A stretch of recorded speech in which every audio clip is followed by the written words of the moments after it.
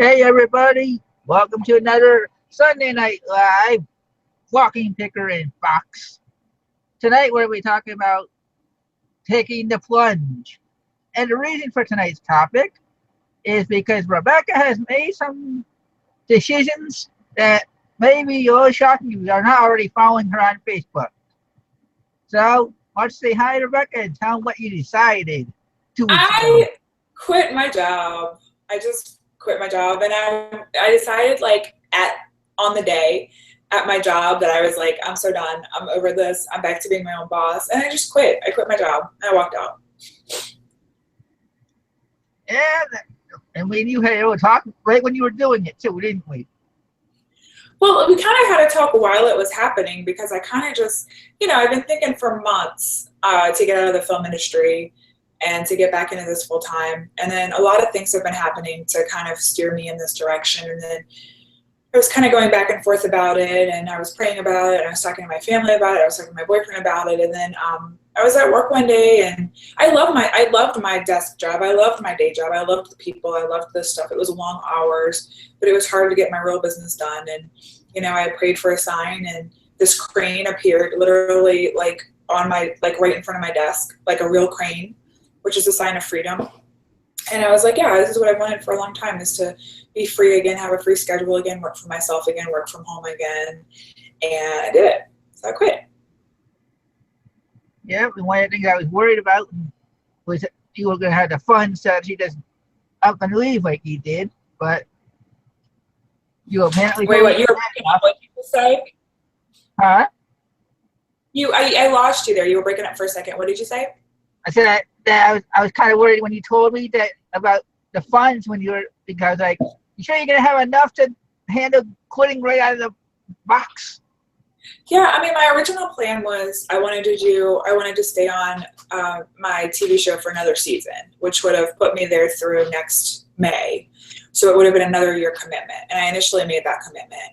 And then I thought about it, and I was like, well, I really don't see myself here past Christmas, because I don't. I want to, be starting fresh with this stuff in January, definitely. And I definitely want to be doing this stuff full time by next year, So then I started thinking about, well, I have a 3-week trip planned to go to California in October. And I was like, well, maybe I should just go for that trip and never come back. Then, maybe I should quit in October. And then the more I thought about it, I was like, well, now is the time. Like I'm 3 days into this new season. Now is the easiest time to leave. Now is the easiest time for them to train somebody else. I want to be fair to them. I want to let them get somebody in there before they start shooting and, before the show starts. And it's harder to train somebody while it's going, chaotically.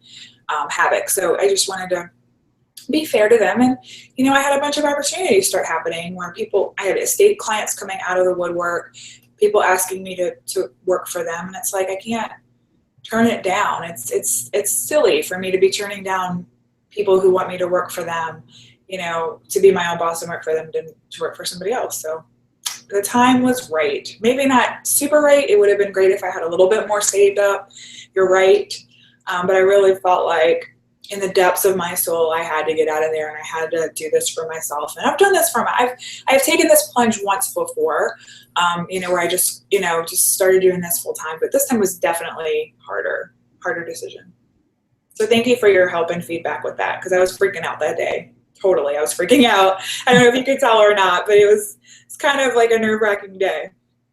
Yeah, I could tell. That's why when I was trying to give you my point of view, and we don't talk every day. Like we should, because if we're going to do a show weekly, we're going to have to start working on patterns and what we want and stuff like that. So we're going to get talking every day to work the details out. But yeah. And then you were messaging me like, Rebecca, what did you do? Because I was kind of talking to you about maybe I was going to quit, and then you were like, no, you shouldn't quit yet. And then I did. And then you were messaging me, and then I had Roxy messaging me too, like, what did you do? Maybe this was the best idea. What did you do? And then both of y'all, and I was like, oh crap, did I make the wrong decision? Like, oh, what did I do? And I went home, and the first thing my boyfriend said was, you quit your job, let's celebrate, And that kind of put it back into perspective, because it has been something I've been literally agonizing about for months and months and months and months and months. So, I mean, for anything, like, even if I made a horrible decision, which I know now I did not, even if I had at the time made a horrible decision, I at least could rejoice in the fact that I don't have to worry about it anymore. Like, I don't have to constantly go, I don't know which one is, So at least that decision's over, and I can move forward in the right direction and move forward and not have to, make decisions and just go for it. So I'm jumping. I'm jumping, but I think it's going to be great. I know it's going to be great. Well, there's one difference that you have that not everybody that will want to take the plunge will have. You had a boyfriend that wanted you to work for yourself. He was also there. I'm sure if you needed some extra money here or there, he would help you out if you needed it.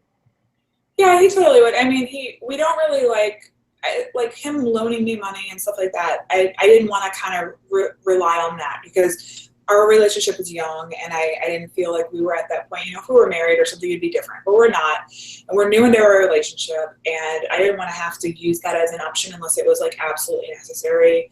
But I have a little bit of savings, and I have some other options. And, I mean, really, the bottom line is that this will benefit him as well, too. And I think he was excited about that because, primarily, you guys know, I do pick, but I don't consider myself a picker. I consider myself a reseller because a lot of times what I'm selling, I have no control over what the inventory is. It's not like I go pick out, this will sell. People bring me boxes or drop boxes off at my house, or, sometimes I don't have any idea what it's going to be, but the beauty of it is that, when I do estate sales, I always get people who want to sell their house, and my boyfriend's a realtor. So it kind of does really tie in together. I mean, he's a realtor, he's a house flipper, I'm an estate seller. So it was a perfect opportunity to do it again. Last time my mistake was that I did it with the wrong business partner. This time I have someone to help me, but it's still my business and I still control my business. I just have someone to help me kind of auxiliary. So I think it's going to be really awesome. And I'm really excited that this is our topic because I know a lot of people that are watching, are kind of thinking about it, or they're already full-time resellers, So I think this is a really pertinent topic, and it's a topic a lot of us struggle with, a lot of us worry about. Do I have the funds to do this full-time? What happens if I don't make a sale this month? It's a scary subject, but it could be so awesome. Leisure Picker made a couple of comments. He said, good decision you made. And then he said, the entertainment industry requires all of your time. Better you devote your own time to your own business. Absolutely. And the film industry has a lot of money. The film industry, I've seen them write checks before for $5 million. Boom, here you go, but it's not necessarily for people like me. If you're entry level in the film industry, you're working long, long, long hours for not, it's not shabby pay, but it's not like the best pay. So if I'm going to be working 14 hours a day, I'd rather be working 14 hours a day for myself, where I get 100% of the profit, where that's going to go straight to me. And I can still work the system. I can still sell stuff to the film industry, and consult and do things like that, for the higher money, still make the money, but not have to be there necessarily committed to the hours. And I know it was the right decision, especially because, the film industry is kind of a wishy-washy thing, and it's leaving New Orleans. So I didn't want to have to move. I didn't want to have to chase it. I don't think any of us should have to be in the position where we're chasing work. And with the storage stuff, I have clients chasing me. I have people asking me to sell their stuff. I have people begging me to work for me, and they want to help me list on eBay, and they want to help me buy storage units, and they want to, to introduce me to their, people are chasing me, and that's the good feeling. I kind of feel like, I don't want to be the chaser anymore. Those days are done. We got a question from Prof Sales. Hey. He says, how much more did you decide you could make by going full-time 5%? More than that, I haven't completely figured out the numbers yet because I haven't done a full month of working by myself yet. But to put it into perspective, the last 2 weeks, I quit, was it last Wednesday? Or was it the Wednesday before? Do you remember? I think it was the Wednesday before because we talked about, when I was talking about having that last week's show, last week's show, you said, well, I don't know if I'll be able to make it. If you really need me, I'll try. And I said, no, I had a backup. Yeah, and we took the weekend off for the holiday and stuff like that. I took the weekend off for the holiday. Yeah, so it's been maybe almost 2 weeks now, and I've doubled what I was making, and I'm still not working. Like I was working 12-hour days, 14-hour days in the film industry, and I'm working like 8 to 10 hour days. So because I was kind of trying to give myself a little bit of a break with the holiday and stuff, you know, and I took a couple days off for the 4th. So I'm making double what I was making before already. We got to kind of wait and see. You know, I've actually had a really blessed month with eBay. I've had a lot of eBay sales and a lot of garage sale action. So, you know, we've got to kind of wait for my slow months. You know, February is always real slow for me. So I got to kind of wait and see some of that stuff. But so far, I definitely haven't lost money, and hopefully that will continue. So what would you think, what is one of your tips for somebody that might look like the title and say, taking the plunge, question mark?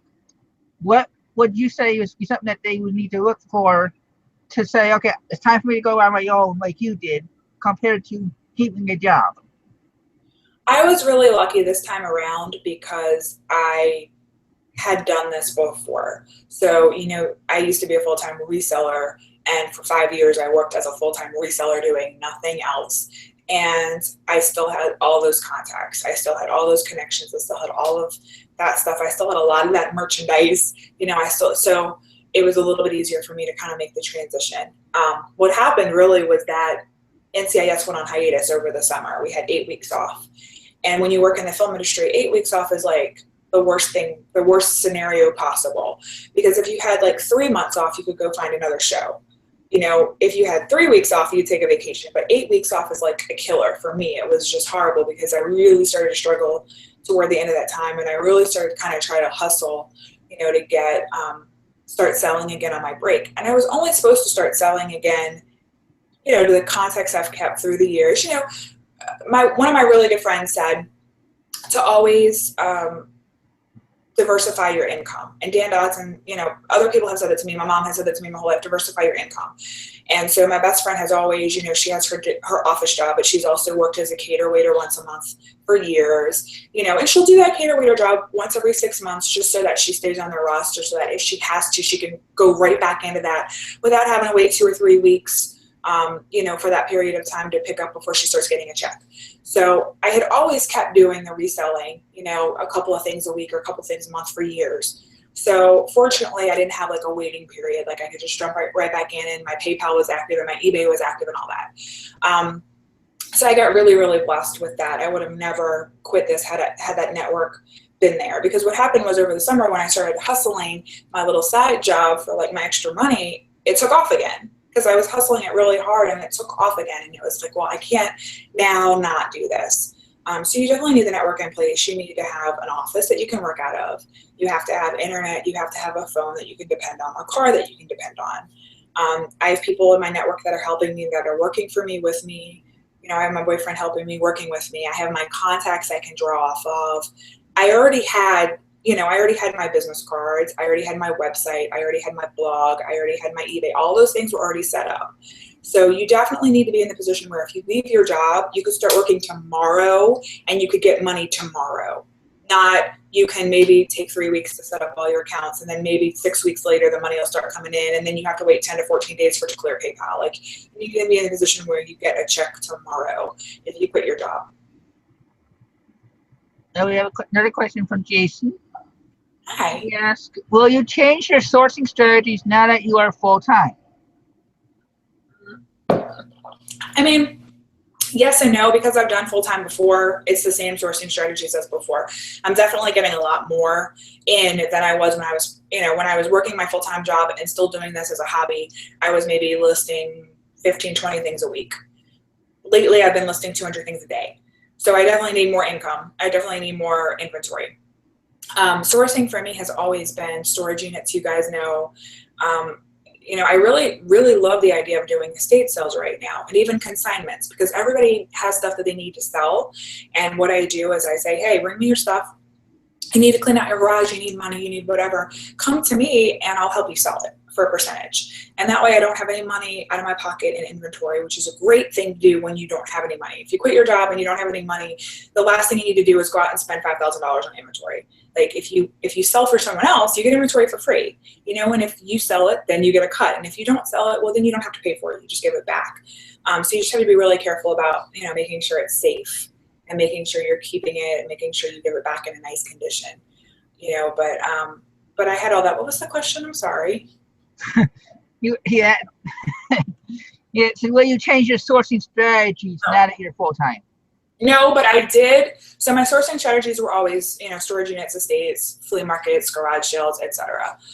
None of that changed because I was always trying to source everywhere that I could from. I have changed though my selling strategies. I actually have quite a few people, because we can all sell till we're blue in the face every single day, and we make really good money. And sometimes we make really good money, and sometimes we make okay money, but we make money, right?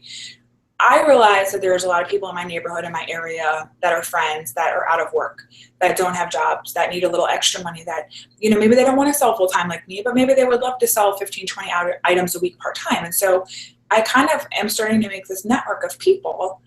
Hey, I have the inventory. Hey, I have the sourcing. Hey, I have the items to sell. Why don't you guys come sell for me? I'll teach you how to do it, and then just pass me a percentage of the commission because I got you the item to sell. And so that's been interesting. That's what's really changed it this time around. And so now I'm able to list, like, with all of them combined, we've been doing like 300 or 400 items every couple days, which is great. Just so you know, when you go back on the Facebook, Swamp says he sent you a garage sale picture. Yay! I just saw that he posted on my timeline. I wasn't trying to click on it because I didn't want it to make noise, but I cannot wait to see it. Thank you, Glenn. Well, now that we know you have the experience, and we know I kind of have. You got more experience in a lot of areas than I do. No, you have more experience in a lot of areas than I do, which is kind of funny because everything you know a lot about, I don't know anything about.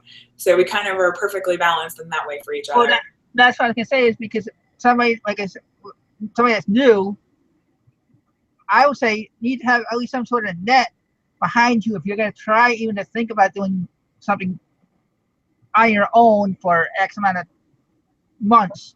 You need to have at least 3 months, 4 months worth of bill money set aside so you automatically have that paid off and anything extra you can put into the business.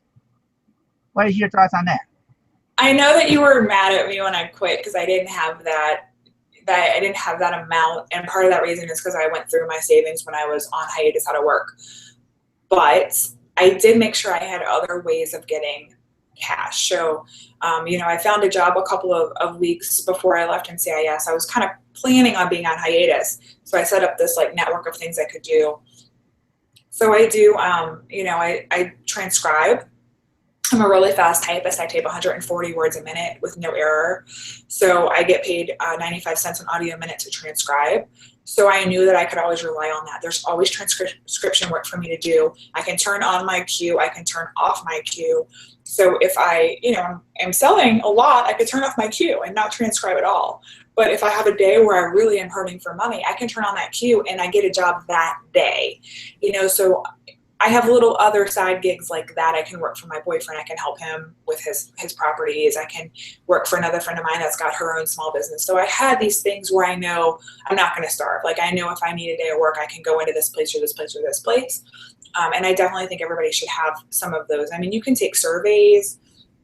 You can, there's a lot of like work from home gigs. You can like sell coupon. I mean, there's a lot of things that you can do necessarily that aren't this.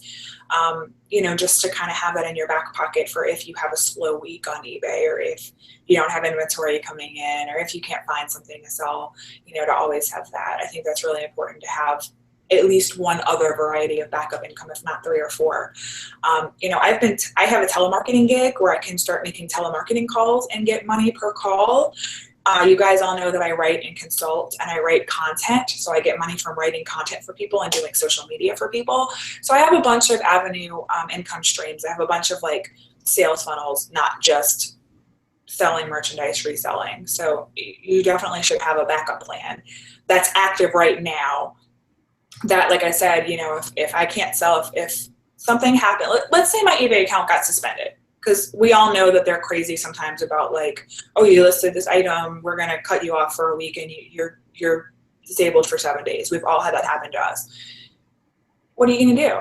Like, I don't want to rely on my savings for that 7 days. I'm glad your plan is to have savings, but I don't want to take out of my savings.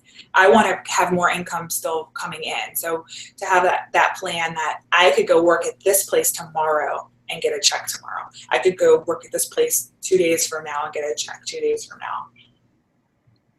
You agree with that?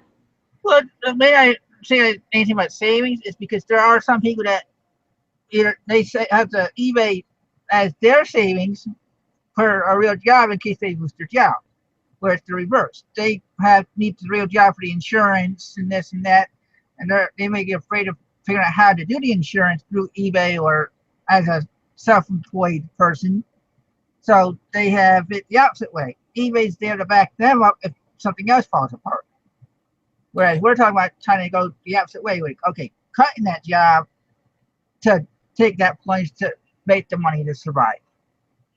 And I agree with that. I mean, I just had to look at what I was making the most money from. I was making overall about $15 to $20 an hour in the film industry. I make $50 an hour transcription. I make up to $100 to $200 an hour doing this. So it was kind of a no-brainer. What do I want to work 14 hours a day at $12 an hour? Or do I want to work 7 hours a day at $50 an hour? I think I want to work the 7 at 50. So you just kind of have to average it out, but you do, have to average it out. You can't just take 1 week or 1 day. You probably need like a 6 month, or, at least a couple of week data, to kind of see what's working for you. But work smart, not hard. Work smart, not hard. Do the thing that has the least amount of effort for the most amount of reward. And then factored in with the fact that I liked my job, but I love doing this. This is what I was born to do. Like, this is what I love to do. So it was like, I would be sitting at work thinking about like, what can I list tonight, or what storage unit can I, so that's why I realized I needed to get out of there. Yeah, because that's like I was saying, there's going to be times that if you have the savings behind you, there might be a lot, like, especially everybody says, June's the tough month to sell. Okay, what if you had decided May to quit your job because it just ended, you're on hiatus, you're like, okay, now is when I should start hustling for the whole 8 weeks and see if I could have made my money and then quit the job, or I quit and hustle. So having the savings behind them gives them that benefit of, okay, I may have one bad month, but I may have the money to pay for that month here, so I can stay at least a month ahead if needed when it comes up that way. Yeah, a safety net's never a bad idea. I mean, you make sure you have one more than I do. I kind of am just like a don't look and jump kind of person. Sometimes that makes me work a little bit harder, It's probably not the best thing to do, but in this case, I was pretty confident that, the last time I did this, I just did it. It took me a day to decide. This time, I at least have been thinking about it since like last April, so I definitely thought about it for a couple of weeks every day. So I feel like I'm relieved that I made the decision, and I'm relieved because I know it's going to be good. It's already been good. I picked up 3 or 4 new clients this week alone, and they each have like full estates, so that's, I just hired a couple of new people to sell for me. We had a meeting on Thursday. So I mean, things are looking up. I'm really excited, and none of this would have happened had I not had the balls to quit my job, because I would still be sitting at a desk every single day, waking up at 5:45 in the morning every single morning to come home at 8 o'clock at night every single night. There would be no time for this. There would be no time for growth. I would be plateauing. Yeah, so I know, like I say, this is we're talking about you, and what I wanted to do is say, for the people that are watching, or especially anybody new that watches, do what's best for you. Go by your personality and what works for you. Because like Rebecca said, she's able to have some personality to just, okay, I'm doing this, and jump in and head feet first, not necessarily caring, because she trusts herself and the people around her to be there as a safety net. Some people may not have that safety net in people or money, and they just do it anyway, and then they wonder why they are struggling. And then everybody asks them, well, did you think about it? No, I just heard to do it, so I just wanted to do it. You have to use your heart and your mind to decide what's best for you, but don't always just jump in. Yeah, I mean, a lot of it was gut. My family, my dad's an entrepreneur, my boyfriend's an entrepreneur, my grandmother was an entrepreneur. So it's definitely like in my blood. When I was little, the only thing I ever wanted to do, people would say, what do you want to be? I never cared what I was. I only wanted to have a store. That's all I would say. I want a store. I want to sell stuff. Like, that's all I ever wanted to do. So it was an easier decision for me, but you're right. I do have like that network and that support, and people should have that. They can't do it alone. And it's a personality type for sure. I definitely have the personality type to do this, but hopefully it works out for me. If it doesn't, I know that I can always get, another job. And some people might not be that lucky to have had that degree or that, education that I had, where it's pretty easy for me to find a job. I can type 140 words a minute. Like I have a lot of skills that I've built up throughout the years to have a backup plan. So I realize I'm in a really cool situation for that fact. But I'm really glad I did it. It took a lot of guts this time, and I did try to calculate it a little bit better this time. And I think it's going to pay off, and I really hope it does. But I definitely feel like I'm accomplishing a lot more in the last 2 weeks with this business than I have in the last year, 2 years even, because now 100% of my energy is focused toward it. And sometimes, you're right. You've got to be cautious before you make the plunge. But sometimes if you don't 100% commit to something, nothing ever happens. So I'm glad that 100% of my energy is going into this right now. And another thing, we're talking about the supports and stuff. You may find the support in a Facebook group or somebody that became a friend on Facebook that's there. Okay, you can do this. Like they'll give you the positive feedback that you need to keep going, even though things might get tough. So you don't want to always think negative. You have to have a positive thought of, I'm going to get through this. That's leading into another topic that was talked about on Tuesday night last week that I wanted to take a different angle on because of a viewer that made a comment. So I'm going to get your opinion on this. I don't know if you watched Pickers Church Tuesday night, Rebecca. A little bit. Very little, huh? Well, they talked about the support, not support, but learning from other people. And one of the viewers made a comment that they wanted to learn from people that were successful, not the ones struggling. And I took it, and I might have taken it a little personally, the fact that, yes, I'm struggling here and there with, besides medical, I do have problems with the listing and stuff like that. I admit that on air all the time. But I do assume that some of the stuff I'm passing out to other people are helping them make the money. So they're not necessarily struggling, but they're learning from somebody that is struggling. Does that make sense to you? Kind of. I mean, what do you think that it's better to learn from someone who's struggling, or it's better to learn from someone who's an expert? Well, you can learn from both. That's the point. This one person was saying they only wanted to learn from the successful ones. Well, in order to be successful, you have to go see where that person struggled. Whereas somebody like you or somebody that's been in eBay since 1998 may not have to deal with the 10 new listings that a new seller has to go through on a new account, or having a set amount of listings that they're allowed to do, or X amount of money, to where somebody has unlimited listings. Okay, well, how do you handle this? I don't know. I haven't dealt with that before. Whereas somebody like me, who's been in here since 2005, might have not necessarily dealt with that, but had to deal with limits at one point. So I can at least answer that question in a different way to make a point and it help the person. Yeah, I agree. I mean, no information is bad information. If you're only taking certain information, you're doing yourself a disservice, I feel like, and sometimes it takes somebody to show us a bad idea to know that that's a bad idea. You don't have to touch, when you're little, you do, but as an adult, if somebody is shooting fireworks and blows off their hand, you're not going to try it to see if you get the same results, right? You're just going to go do something else. You're not going to touch it. You're not going to touch the pot. If somebody says, ooh, this is disgusting, taste it. You're not going to taste it. You take their word for it. And that saves you the pain and suffering of having to do that.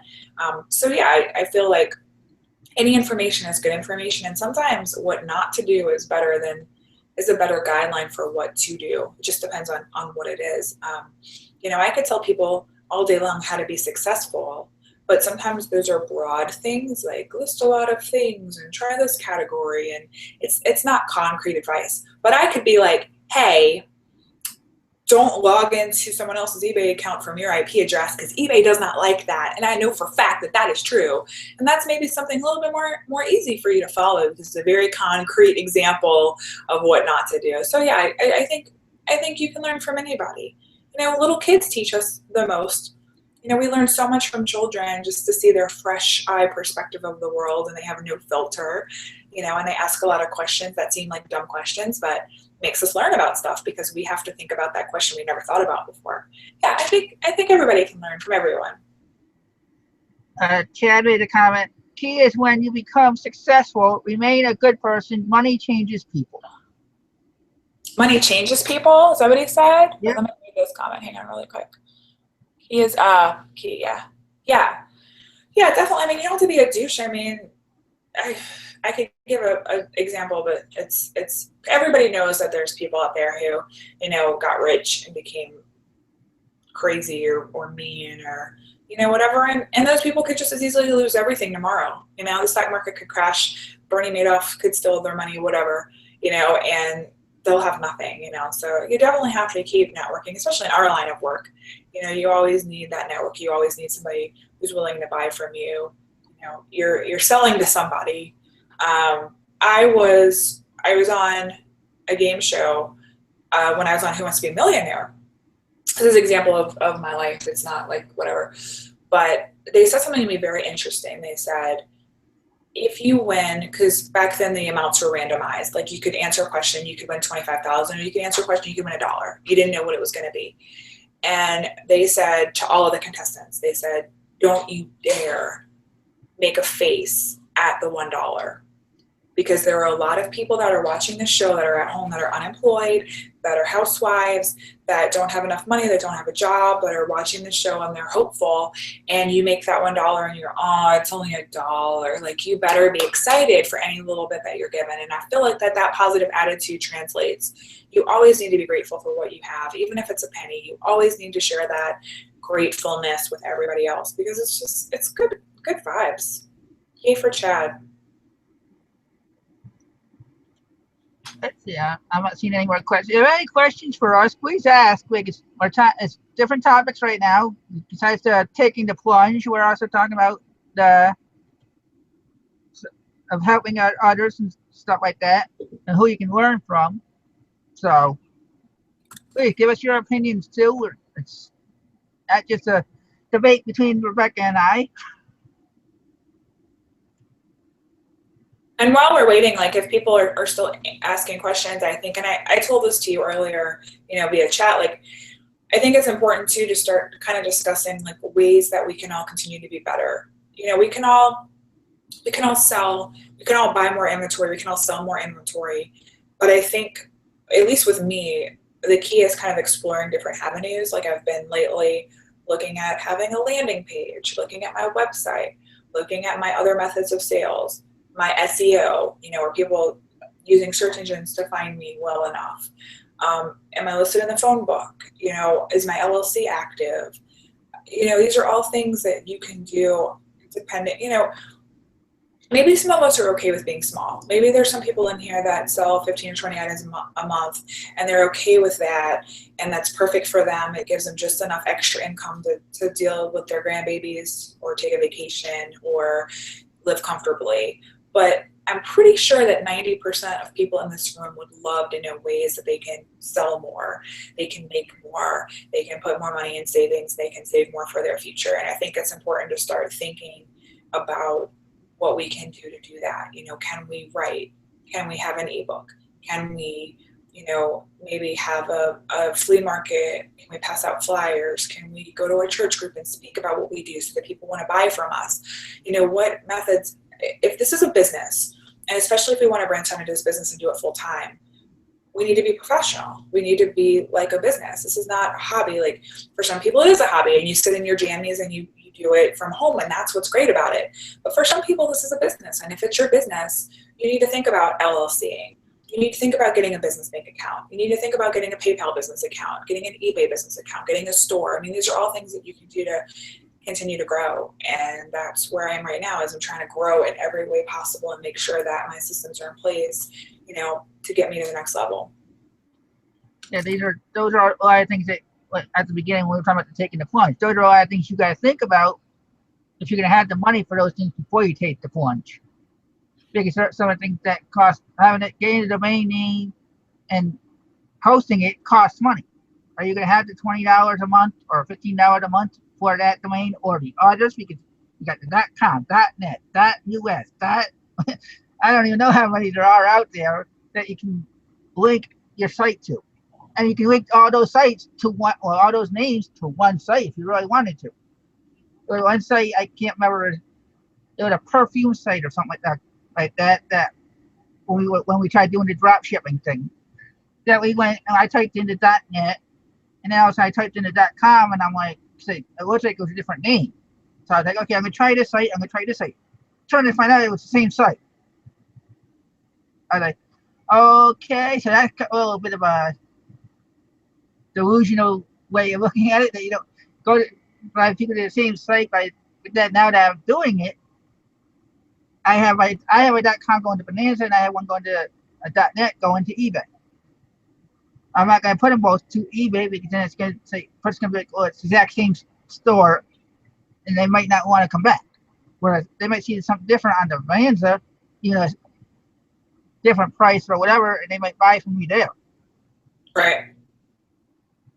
Yeah, it's all like things that you want to think about. It seems like a silly, even that, like, oh, do I do .com.net? It's all important, and depending on, like, you guys know, for those of you who are my personal Facebook friend, I had this huge thing the other day about crisis mode. Do I change, Storage Heroes is a company I started with another person who I don't speak with anymore, years ago.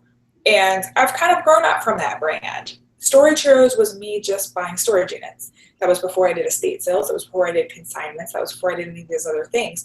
People now know that I do that, but now I've kind of branched out. Now I have another, I have another business where it's other people that are selling for me. Now I have another business where I have like a boutique with like really nice things that I've fixed up myself that I've gotten to resell. So there's all these different things, and I'm thinking, like, this is a brand. Now that I'm starting this new again, I need to look at my logo. I need to make sure it's up to date. I need to make sure it's bringing in the kind of customers that I want to bring in. I need to make sure that, if I change my name, the new name would be available as eBay. Well, do I want to get a new eBay account and have to only have 10 listings a month? All these things are questions that really matter. And it's really important, especially if this is something that you want to do full time and this is what your career is going to be, So, and you're right. Like, every little thing is like money, like to LLC, like, if you sold something and you made $500 and you want to go put that in a business account, you can't just do that. You have to open a business account. To open a business account, you have to have an EIN. To get an EIN, you have to be LLC'd or registered as a corporation. To do that, you have to pay $99. So all these things like happen where, you need, $15 to get your website then, and then you need $20 for hosting and $5 to have the email address info at what, so it all adds up. So definitely this time around, I think I was more scared this time around because the last time I quit my job and did this full time, I had no idea what I was getting myself into. And this time I did. So this time I was like, oh shit, like, do I have enough money for all of these like little bitty things that happen, Definitely something to think about. Well, we got a couple of comments I want to read off.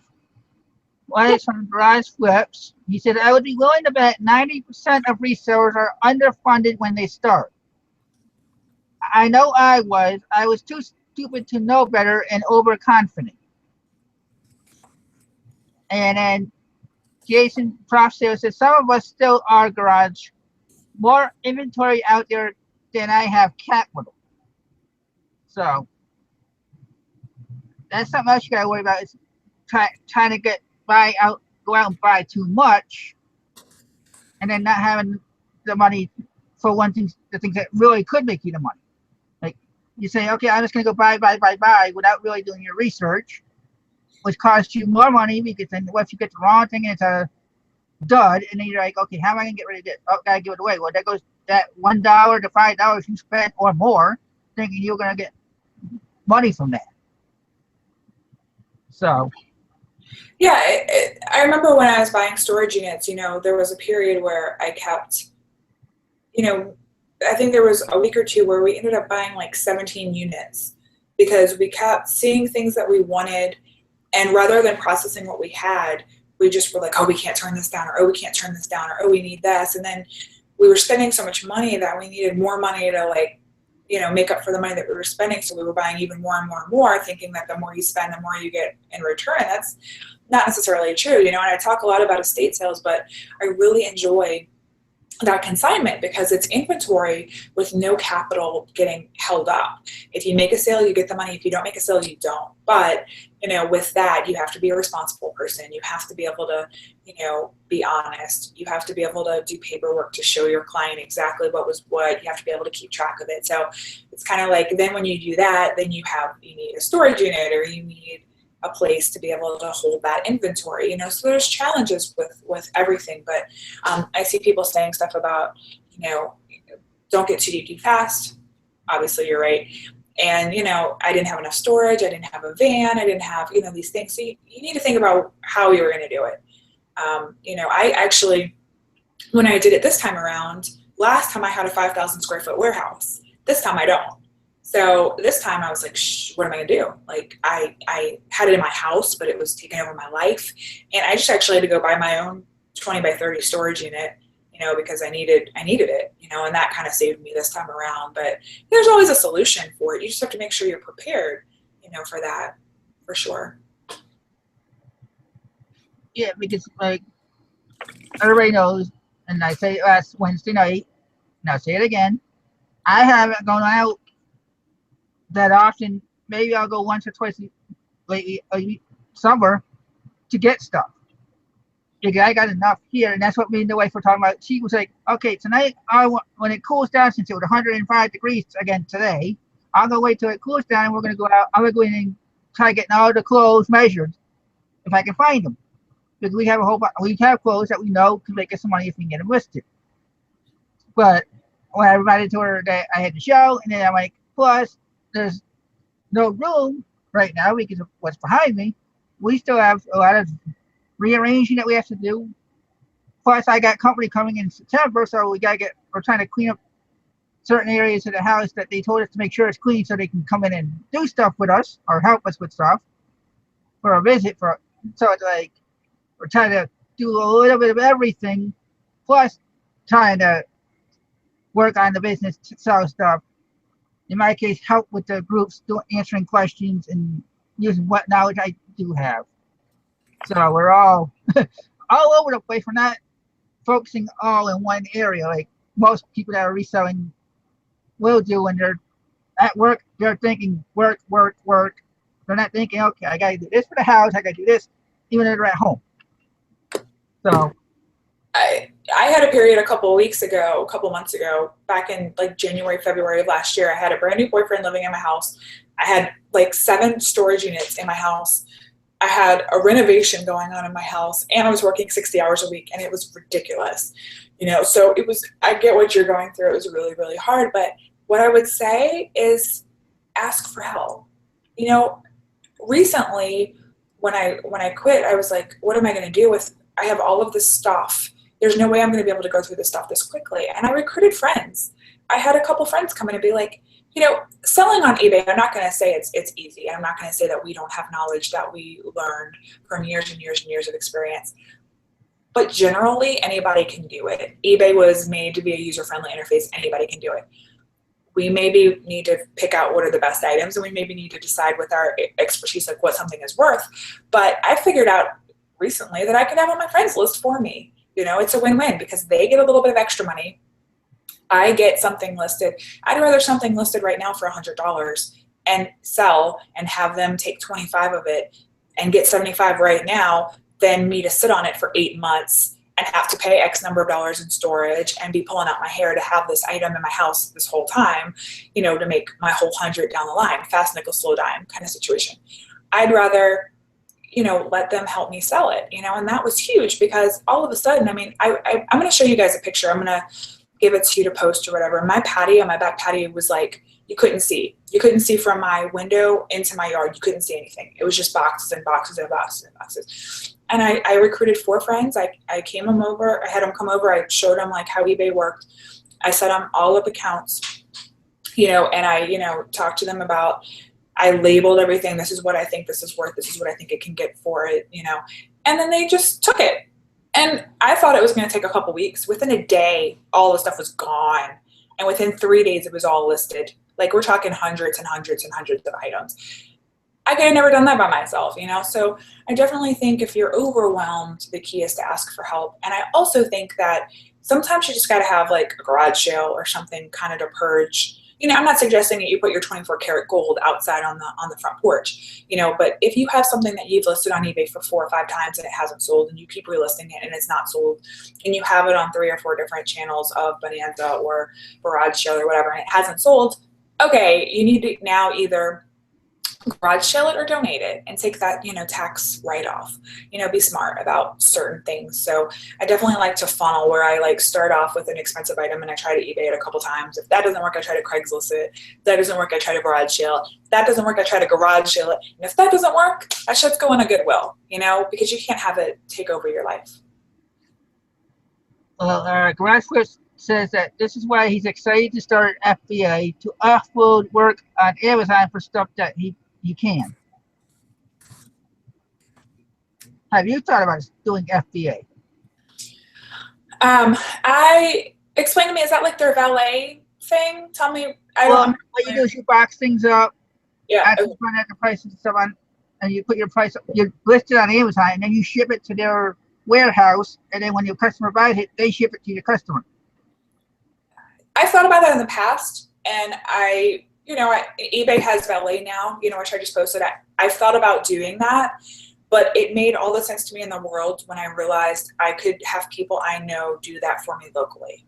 I am sure everyone in this room has a friend or an uncle or a sister or a cousin or a girlfriend that wants to make a little extra money. That probably asks you all the time if, oh, let me see what you have. They're interested in the business and they need to make a little extra money, and you trust them. I guarantee you trust that person more than you trust some stranger, and you don't have to ship it back and forth, and you don't have to take the risk of something getting lost or damaged or stolen or whatever. I like the idea of keeping my inventory with me, and I'm building my little mini empire right now, and it's not eBay's empire. It's not Amazon's empire. It's my empire. This is something I have control over. If one of my girls who's selling for me now has a problem or doesn't understand what an item is, I know I'm not going to get it back in a box 6 weeks later. She's going to call me and ask me, hey, what is this? Or I don't know what this is. Or somebody texted me today. She goes, hey, I have this ring. Is it real silver? Yes. Awesome. Whereas maybe somebody on the other end at Amazon, maybe just throw it in a box and ship it back. So I like kind of having that control. I'm not saying they're bad services. I might send off a box and just see kind of what happens. But I'd rather give my friend 25% for selling my stuff than give some stranger whatever their percentage is for doing the same thing. Okay. Well, I know I'm not doing FBA either, but that's. You're not what? I don't do FBA or Amazon anymore. Person fulfilled until recently, and I'm not even putting anything on there either. So I'm thinking about going back on there, but part of me's still leery because what I had up there originally didn't sell anyway. So like, why put it back up there? Some of it's on eBay, so I have to work. And I've been putting stuff on Facebook, so it's like I'm doing all this stuff. And I'm still struggling. Some of the sales aren't making, but I'm not going to give up on the items because I know that items are worth the money. It's just I'm not going to donate it back because it's like all I'm doing is giving back the money that I can lose. So. And I'm really glad you said that, Chris, because that's a really excellent point. And I kind of skipped a step. In between garage sales and donation for me, I take another step where I think outside of the box. If I have a lamp that maybe has a stain on it, I'll repaint it. If I have a shoe that's missing a match, I'll call up somebody who's an amputee and I'll try to sell it that way. There's always like a way to kind of think outside the box to get some of these items sold. That's where my other company came from, Fox It Up, where I like refurbish items. And, I had a lot of tables that were scratched up. It's like I couldn't sell them for 15 or 10 or 5. Well, screw that. Make some chalk paint myself, slap it on there, then I'm selling it for 30, 35. So sometimes I think an item, if we know it's valuable, sometimes you just got to kind of spin it in a way where the person who's looking for it can find it, or reach out to somebody who might not have known that you had it. I could talk Sean Blue in the face about that. Like I passionately, I had this lot of, and I talk about this a lot, like in my stuff, but I had this lot of Burger King toys, like Happy Meal toys. I bought a storage unit. It had like 40 boxes of stuff in it, nicely well packaged. I said, oh, great, 40 boxes of something brand new, awesome. Open them up. The employee that worked at Burger King took all the Happy Meal toys home. Okay, great. Well, now I can't really necessarily, I can sell them on eBay, but they're all the same, so I could only sell so many. I could try selling them as a lot, this and that. And I thought about it. I gave them away to kids at garage sales, a couple of them. And then I finally realized, I was like, shit, there are people who are riding in Mardi Gras parades in New Orleans who need throws. I'll take it to them. That's perfect. It's cheaper than the throws that they get in the store, and they're bigger and they're cooler and they're interactive little toys. Awesome. Sometimes it's just about thinking outside the box with an item. I know if we had a vehicle, we would probably be going back down to the flea market. Maybe when I was there, we were paying at the time $30 for the weekend each weekend, so it was basically $120 a month, and we were averaging anywhere between $60 to $100 a weekend. So basically, we're making our money for the spot plus a little extra. But granted, we weren't able to go outsourcing on Saturday because when I got there, I was there. And when somebody else I knew was going out and they said, come along, wanted me to come along type of thing, or if I talked them into going to one that was close by. Because when that happened, the wife would sit there and watch most of our spots. If we could, we'd have people watching each other's spot. If people watching were like, we'll be right back. We're going to check this garage sale out or whatever. And they're like, we trusted them enough to keep an eye on our stuff. So I wouldn't mind going back there because that would help us get rid of some of the stuff that's here. Yeah, flea markets are awesome. I wish we had one. We don't really have one kind of in the New Orleans area. And I've been toying around with maybe having my own, because then not only do I get the money off of selling my own stuff, but I also get people's $30 rentals for their booths. So no matter what, I'm making money because my vendors are already going to cover my bottom line before I even get there. So that's kind of a cool thought, and maybe I'm crazy, but I'm always thinking bigger. I don't want to sell 50 items to a person. I want to sell 50 booths to 50 people that are going to sell 50 items to people. You know what I'm saying? I'm thinking big. Maybe that's crazy. Maybe that's going to, wind me up in the loony bin or bankruptcy court or what, I don't know. But I've always thought big, and I want to think big and think creatively. And I was thinking the other day, I have all these clothes that have sat around forever. Like I have some clothes that are great, but I have some clothes that have sat around forever. And I know that I'm probably at this point not going to realistically get more than $1 or $2 per piece. If I garage sale them, which I've done a couple times at this point, that's not really working. They're nice clothes. It's just that the people that are coming through the garage sale are so overwhelmed by the sheer volume of them. It's like 50 racks of clothes, so if I can't list them because I don't have enough time to list them, and the ones I've listed have not been that great, and I can't do this, what can I do? And I had the idea to maybe do like a swap, a clothing swap where women from the public, I can open it to the public and women can come in and they can pay $10 to get in for entry, and then they can bring items, and however many items they bring, they can swap. So let's say a lady pays her $10 to get in to me. That's my profit right there. And then she brings in 20 items. She gets 20 tickets to then go pick out 20 items and then pick some other stuff new. So nobody's buying anything. All they're paying is the $10 to get in. But if I can get 500 people to come in, that's $5,000 for all these clothes I've had forever. So it's like stuff like that. Like I'm always constantly thinking about, if this is not working, somebody was saying, time is money. If this is not working, how can I do this a better way? How can I do this a more efficient way? Okay, for some reason the screen was stuck on me while you were talking, so I switched it. It could be What, you. It could be me. well, one suggestion I might have for you is: have you tried any of the apps like Garage Sale or Clothes 5, which is owned by eBay, or anything like that for your clothes? I've done Close 5, and it's not super great in my area. A lot of people don't use it, but Garage Sale is through the roof. I don't really I don't mind selling clothes eBay if they're new.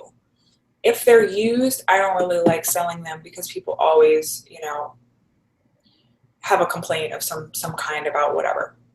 If I sell them locally, the people always want to come try them on. And it's like, no, I'm not taking half an hour of my life so you can come try on a shirt that you're going to give me $4 for. It's like not worth my time kind of thing. So I've been real successful at Garage Sale with certain things. And, there's some clothes that I've sold, but with the sheer volume of like what I have, I think I need kind of a better way for people to be able to all come at one time and see all of the things and try on all of the things.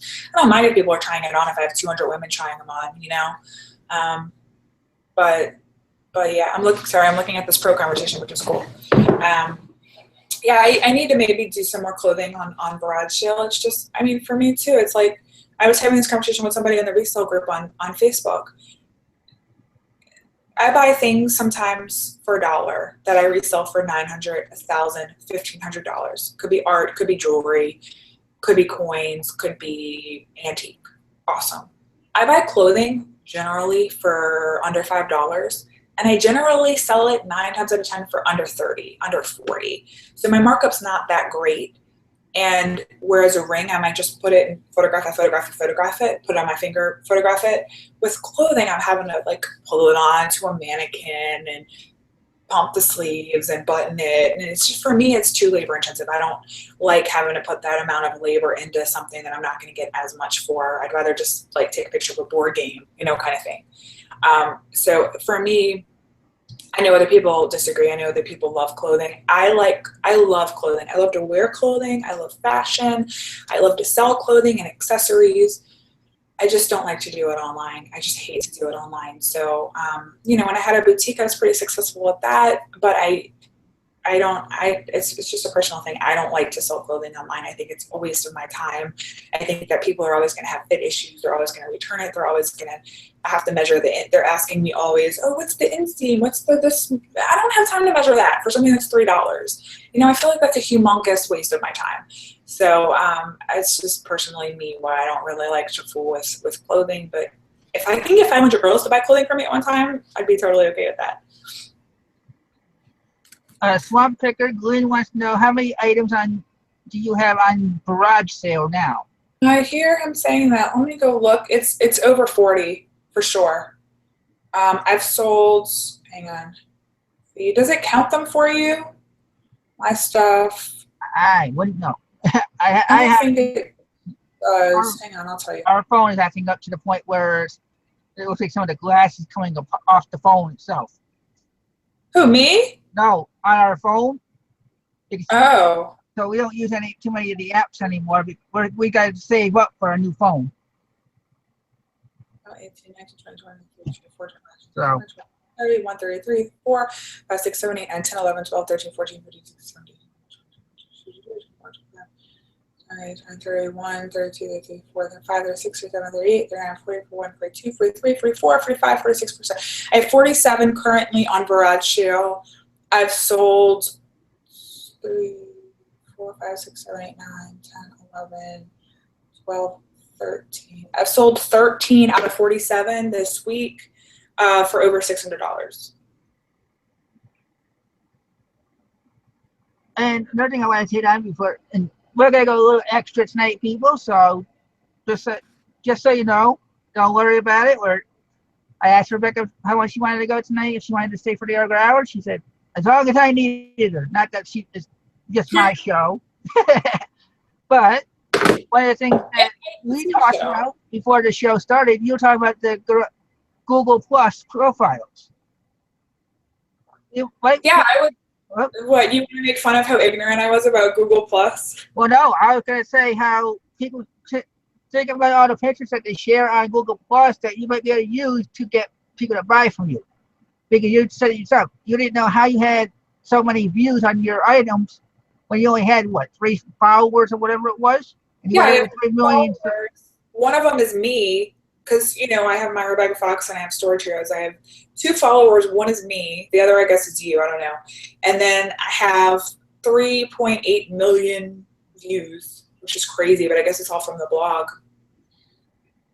Yes, that's what I was trying to say is you can use the pictures in all your blog, if you have a blog like she does, and you get all these views. So you never know, you might make sales from the Google Plus. I don't know how to work it in, but Yeah. what better way to learn? Well, the reason I have so many photographs is because when I was blogging, I was taking photos because people wanted to see, if I bought a storage unit and I had 50 boxes, people wanted to see what was inside every box. So I started taking pictures of everything for my blog. And then I was like, well, this is stupid. I'm taking all these pictures for no monetary gain. So while I have these pictures, I should then create a separate blog just for people who want to shop, who want to see like what I have. And I don't necessarily even put descriptions on it. Sometimes I just post all the pictures, and if people are interested, they can comment or message me, hey, what is this? How much is this? And then I can tell them, and I've sold a lot of stuff that way. And so it was surprising to me that all of those albums I've done throughout the years were all on my Google Plus homepage. So I should send people there to go shopping. I'm sure a lot of it's old inventory that I don't have anymore, but I should send them that way to go shopping. I think that's pretty cool. It's kind of mortifying though that all those pictures are up there. Definitely need to organize them a little bit better and name them a little bit better and delete maybe the ones that have sold, or figure out a way to hide some of the ones so they can still be seen on Blogspot, but so they can't be seen on my Google Plus homepage.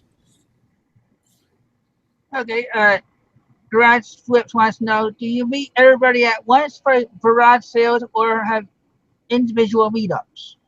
That's a really good question. I used to be, when I used to sell back when I was a younger, more naive Rebecca, I was very sweet and I went out of my way for every customer. Screw that. Nowadays, it's about how much people are spending. So if somebody's spending $200 on a couch or somebody's spending $600 on a chair, hell yeah, I'm going to meet them wherever they want me to meet them. No problem. If somebody's paying $2 for whatever, no way. I'm not driving anywhere. You're coming to me. The way I feel about it is, if I'm giving you a really good deal on a product that you can't get anywhere else for that same price, you have to cater to me. You have to meet me when I say. So a lot of times if it's under $20, I leave it on my porch and I have them put the money through my slot. Or I, leave it at my business and I have them put it, leave it with the secretary or whatever. I'm not going to chase after people. I'm not going to drive for $1. If anybody is doing that, please don't, because you'll never, ever, ever make money that way. The only time I ever go to swaps is if I have sold 30 items and I'm going to meet all the people at one time. But man, those garage sale swaps are a nightmare. I don't know if you guys have ever been to them. They are a freaking nightmare. In my area, there's 150 women that are all 40 years old-ish. They all have their same minivan in a line with their same little cargo door open up in the same little spot. And it looks like Stepford Wives or Edward Scissorhands neighborhood with all these matching houses with all these matching cars, and they're everywhere, and their children are everywhere, and they're it's that. I'm a girl, and I don't want to sound snobby, but I make a better guy than I make a girl. I don't like chit chat. It all depends on the customer. If this is someone who I'm going to do repeat business with, I'm absolutely going to talk to you. If this is somebody who you're buying a really nice item, I'm absolutely going to talk to you.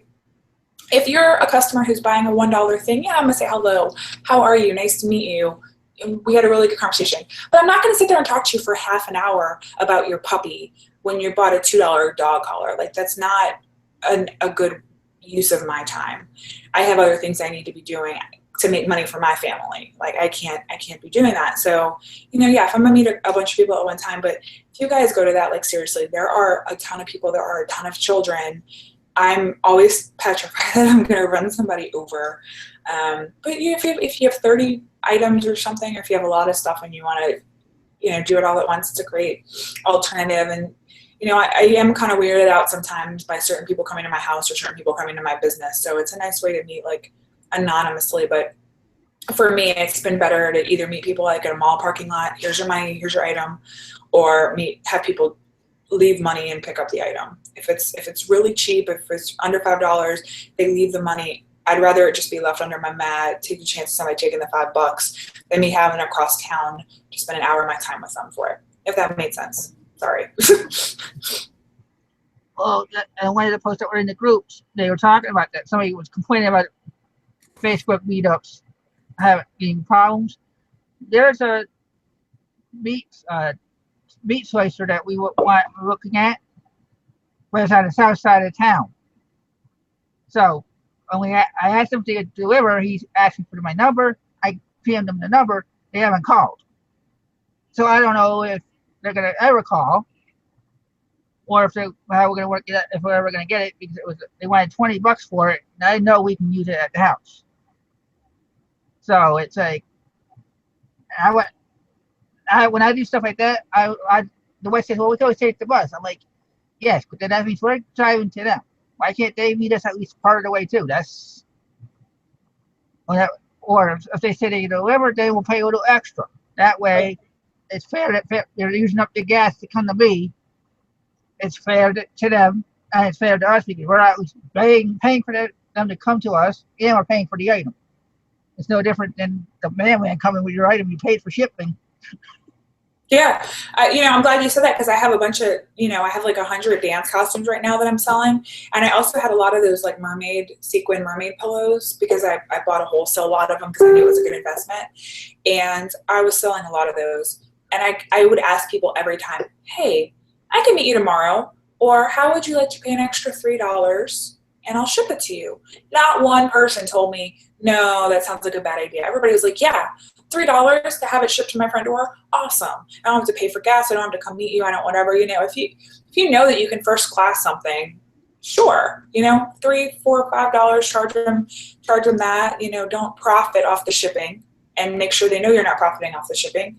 And then it's even easier because you could just sit there and while you're doing your eBay, you could do your bride show and you can do your other stuff and ship it off. Like, just work smart, not hard, people. Like, totally. I mean, don't waste your time on stuff that's not worth it. It's not worth it. Now, I will say that, like, I have had people come, depends on what they're buying. Like, if you can upsell something, then it is in your best interest to meet people. You're marketing, you're selling stuff. Like, if you sell somebody a yoga mat, let's just hypothetically see, you sell somebody a yoga mat, but you also have a yoga brick and a yoga tank top and a yoga water bottle and a yoga whatever, I don't even know.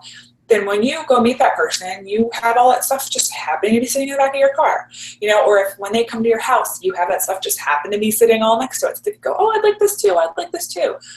Just like you would do in a boutique. If you had a real professional storefront, you're going to put your hot items in the front. You're going to try to tell your customer your other items that you have that are like that. So you should definitely try to do that too. And then you will get repeat business, and you will get, more customers, and you will upsell. But yeah, definitely meet somebody halfway if it works for you, but don't waste your time if it doesn't.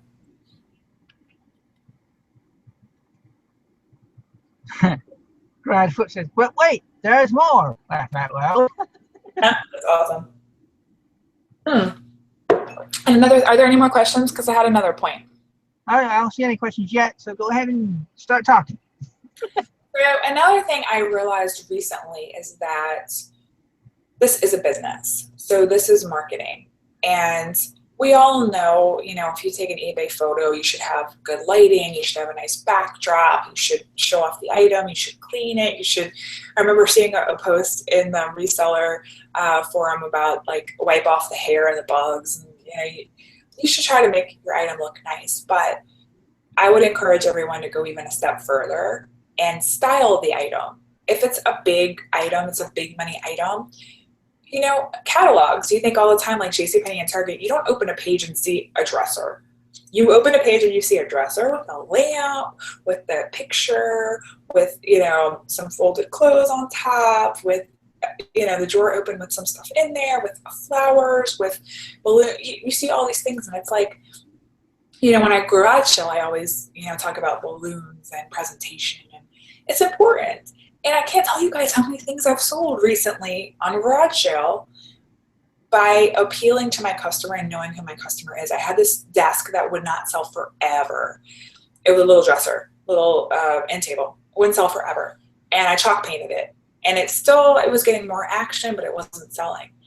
I took that thing outside, a nice brick wall, put a little flower vase with Gerbera daisies, and put a little motivational, like, she who has wings will fly, with some like, whatever. Styled the shit out of the thing. And I had like 15 people fighting over it, offering to pay more money for it than what I had even listed it for.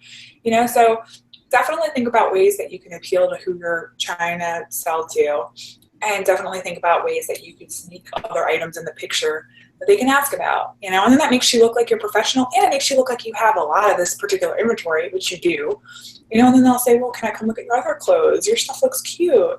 You know, can I come, you know? So that's like a little tip. I've had a lot of success on garage sale because of the way I've styled items, for sure. Well, I still don't see any more questions, but what I want to ask is, because I don't have anything planned for Wednesday night, so while I got the viewers here, if you have a topic you'd like me to talk about Wednesday night and a possible guest for me to ask, please give me an idea so I can see what I can get into for you. And because I guess now, you know, Sunday nights was supposed to be more, originally was non-business related type of show. I'm turning into a two-show business show, business person here. So, and I know Rebecca's not going to be able to be a co-host on Wednesday nights, so at least that I can have ideas for guests and topics for that night. So it's not all the same topics every night. So I can teach you guys, help you guys learn a lot more, and you can help us learn too in the comments.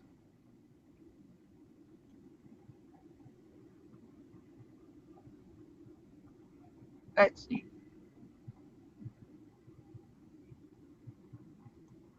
I've still not seen any questions.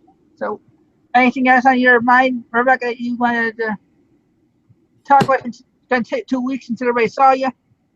I was just reading back through the comments of like some of the, you know, comments about like bags and stuff like that. And yeah, I mean, I definitely agree with some of the things that people are saying. I think that, you know, you just want to generally work smart, not hard. And if it's something that costs you money to make it look nicer, don't do it necessarily. You know, but if it's something that doesn't, then do. And yeah, I mean, I nothing's really new with me except all this. Like, I'm just really excited that I get to do all this full time, and you know, I'm happy I have people working for me now, and I'm happy, you know, I gave this girl like 300 items and she listed them all in like 24 hours. Like, it's crazy. So I'm really excited about the future, and sales have been picking up, and you know, things have been great. And I'm not sure if that's what you asked me, but the last 2 weeks has been awesome. And I feel myself, you know, I used to wake up every morning and be like, oh, I gotta go to work. And now I wake up every morning, I'm like, all right, let's go to work. We gotta do this. Like, I forget to eat lunch.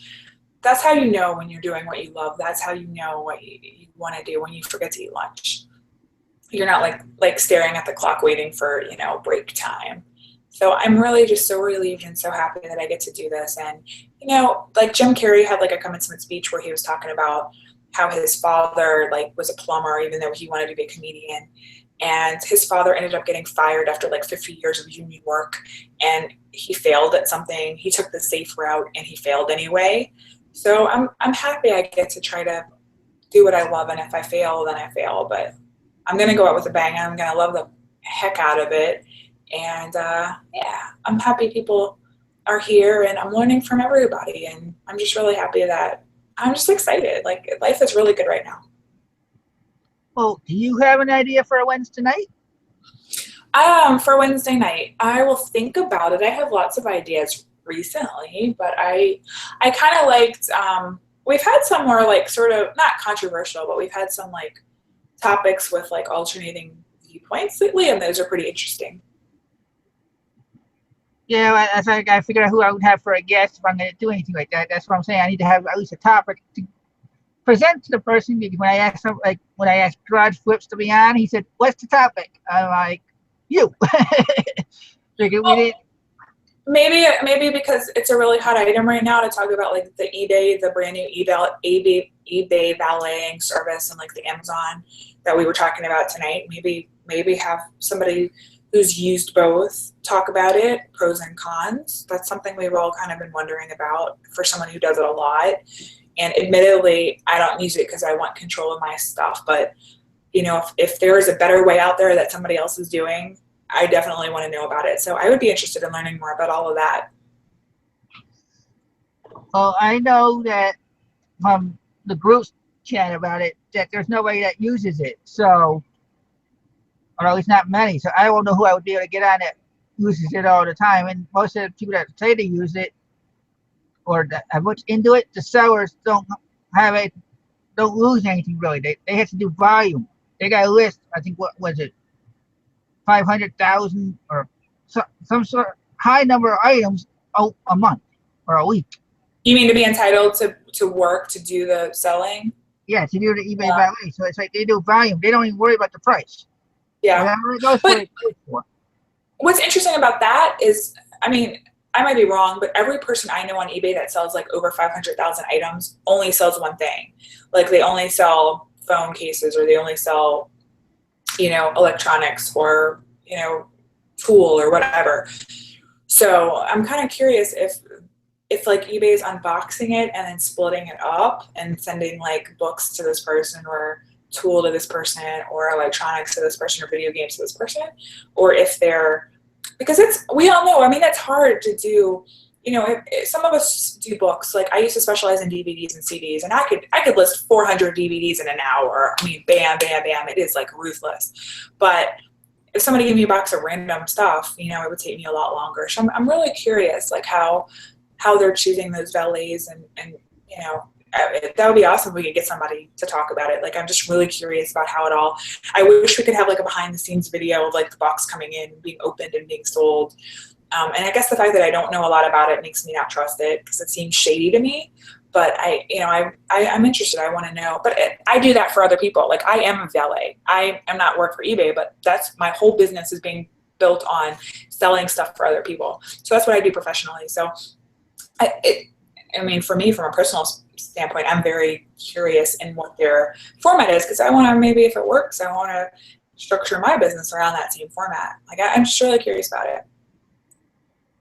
We have a question from California Picking. He wants to know, how do you pay for someone to list? By the hour or item, or? The way that I'm structured right now is that we'll see how this works. This is kind of a trial process for me that I'm starting right now. So ask me again in another 6 weeks if it worked or not. But generally, when I take on a client, most of my clients, I get a 50% break. Sometimes it's 30%. I know that's whatever, low or high, but so 50% of that comes to me. I split my percentage half and half with my person, because I feel like for them to list is half of the work. So if I have 50% on an item, they get 25%. If I get 30% of an item, they get 15%. And then I take, I cover like the shipping. Well, usually we have it so we're buyer cover shipping, but I cover, I'll bring them like packing tape and bubble mailers, because it's easier for me and cheaper for me to buy like 1,000 in bulk. But for right now, everything that they sell, they get 24%. And everything they don't sell, they don't get anything. Just like me, I only get 25% on everything that they sell as well. And then, I think that's fair, because I am the client, and then they're getting the money for doing the work. And, I'm getting a little money for my expertise too. But ask me again later if that, that's more of a percentage than the valets are doing, but it's easier for me to, I actually have these girls pick up their own items. So I have like a 10 by 20 storage unit, and I have a key. I have 4 keys to it. So each person that works for me has a key to my storage unit, and they just go pick up their own items. So they'll pick up their own box. They'll pick out, like, there's 500 boxes in there. They'll pick out their own box. They'll take it home. They'll list all the items. They'll mark it, and then they'll bring it back and put it back in the storage unit so that everyone else knows it's been listed, but that they don't have it in their house. And we've like been going through some stuff like that. That's a good question, though. I don't know how they do it. I think they do it. I don't know. I think they have a percentage as well. It's just much lower. Pop Sales wants to know who has the tax liability on the sales.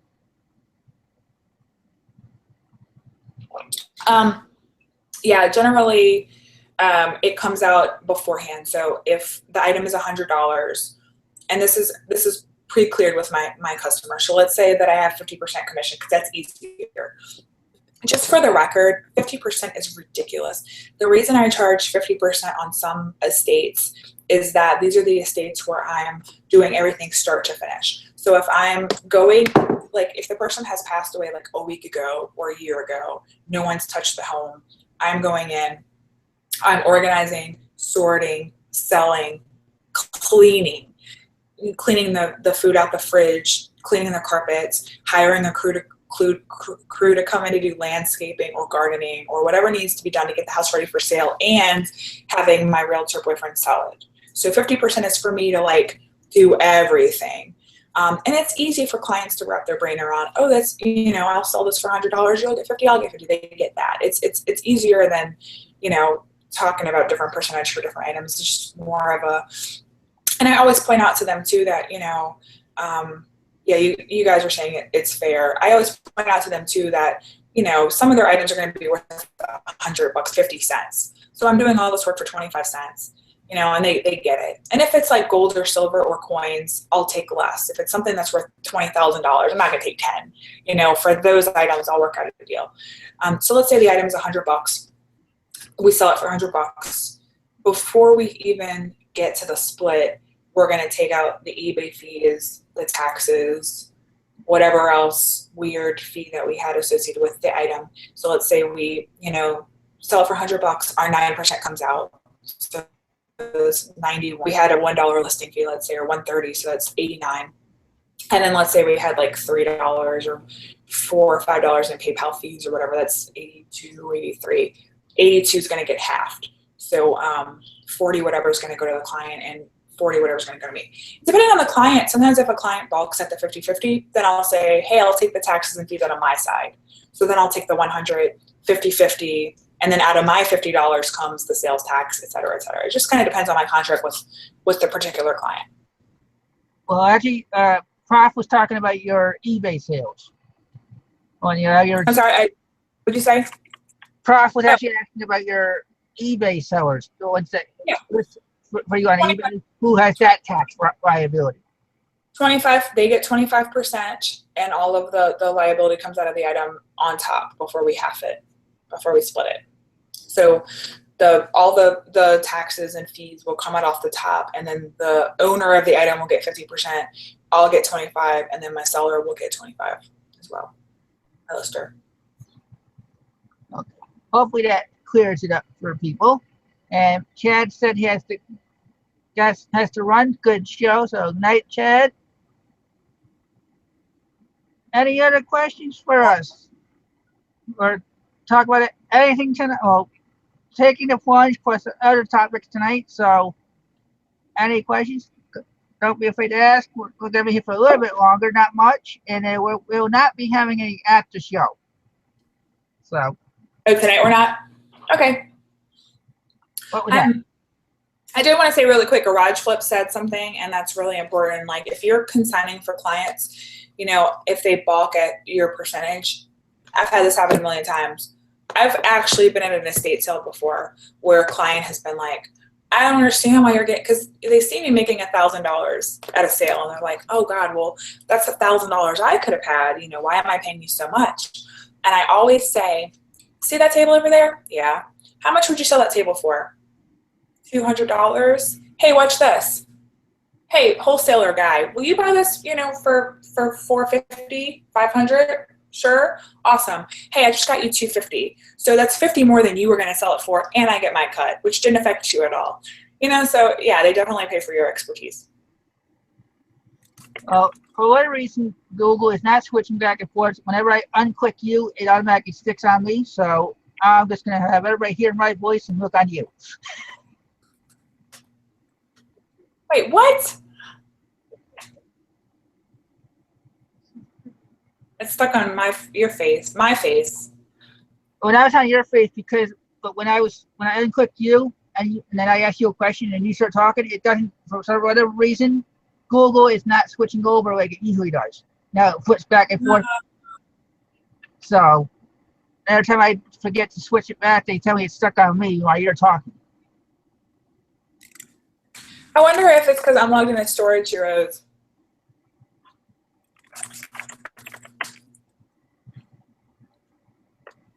All right. Well, I'm not seeing any more questions. So if you have any more questions, please get them in. We're probably got 5 more minutes or so, and then we're gonna end the show. Then we'll try to find some good topics for Wednesday night and next week. We'll see what goes on through the week to get the show good content. Oh, Garage says he has a question. Oh, he's asking. Well, okay. Okay, he wants to know the Valley Girl on Storage. Where she really liked that? Do you know her? Be more specific. Which girl? And which Storage Wars? There's Texas. Yeah. Maybe they're talking about Mary. I don't know. I actually talked to Mary.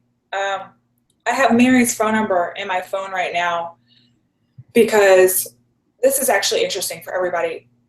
I'm really glad y'all mentioned this. So Mary from Storage Wars Texas, who now is on Storage Wars regular, bought a bunch of stuff throughout her years of Storage Wars, and I guess it's in her store and it didn't sell. So she's put them online at storageauctions.net where people can go bid on these items. They all have a starting bid of $10 or $25, and no one has bid on anything. So you could get, as seen on Storage Wars, items for $25, and they're all really cool, good items. They're a couple $100 a piece items. There's a whole comic book lot and stuff like that. So I do have her phone number, and I'm supposed to be interviewing her this week. So I'll find out. I've never met her, but I will have a phone call with her in the next couple of days. So I will let you know. Yeah, he's saying that she really lets it on. She buys horrible stuff on the show. I do know that she was never a Storage War buyer. She grew up in Texas, and her parents and all her grandparents were all pickers. And so she had a store where she would pick and sell her items. And it's, a lot of those Texas pickers buy a lot of the rusty cowboy booty sign kind of cactusy kind of, I don't know what they call that, Americana, Southwest stuff. And she had a lot of that kind of stuff in her store. And one of the Storage Wars Texas buyers came into her store and befriended her and started taking her to units and started taking her, to buy to auction. And then that's kind of how she got onto Storage Wars Texas. And it's working for her because she's been so popular on Texas, so that's why they put her on California. It's probably amplified. I don't know her, but it's probably amplified for the screen. Whenever I'm on the show, they always say, play up the fact that you're, in heels, and play up the fact that you're from New Orleans, and say y'all a lot. So I'm sure it's amplified, but she's probably pretty like that in general. No, she's not from California. She's from Dallas. Yeah, I think Mary does talk however she is at the place. He says that right now she talks a lot like a Valley Girl. In Texas, I don't remember her talking like that. Don't I talk like a Valley Girl sometimes? No, Mary, not you. He says Mary talks like the Valley Girl. No, I'm saying I feel I'm saying like I feel like I talk like a Valley girl sometimes. I don't know.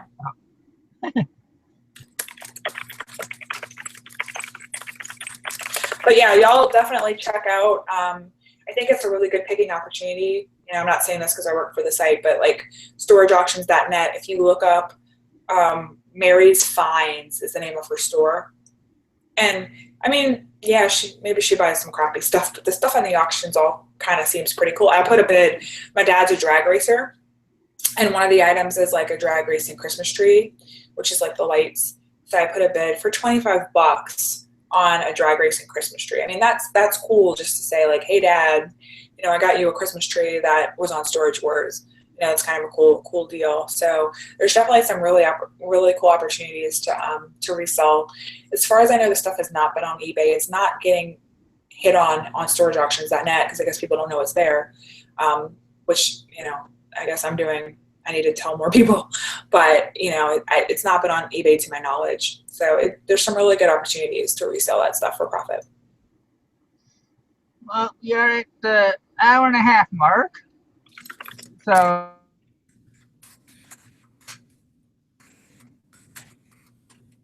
that Oh, Cherry. please hit that like button, and like I said, if you have ideas for next week's show or Wednesday night show, please leave comments, and we'll see what I'll see what I can pull off for Wednesday night, and then we'll go from there.